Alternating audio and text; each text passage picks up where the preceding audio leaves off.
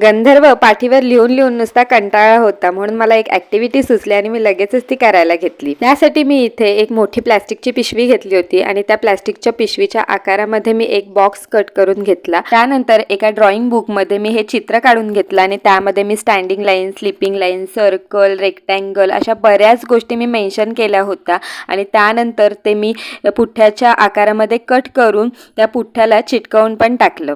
दोन्ही साईडने मी कागद व्यवस्थित लावून घेतला। त्यानंतर थोडा टाइम मी ते सुकून दिलं आणि मगच ते प्लॅस्टिकच्या पिशवीमध्ये घातलं। प्लॅस्टिकच्या पिशवीमध्ये घालून झाल्यानंतर वरच्या साईडने मी चिकटपट्टीच्या साहाय्याने सिक्युअर करून घेतला आणि त्यानंतर तुम्ही बघू शकता की आपली ॲक्टिव्हिटी किती छान प्रकारे तयार झालेली आहे। त्यासाठी इथे मी व्हाईट बोर्ड मार्कर यूज करत आहे आणि पुसण्यासाठी डस्टर किंवा फडकं दोन्ही चालू शकतं। तर इथे गंधर्वाला ही ॲक्टिव्हिटी खूप आवडली आहे। तर चला पटकन सबस्क्राईब करा। भेटूया पुढच्या व्हिडिओमध्ये, तोपर्यंत बाय बाय।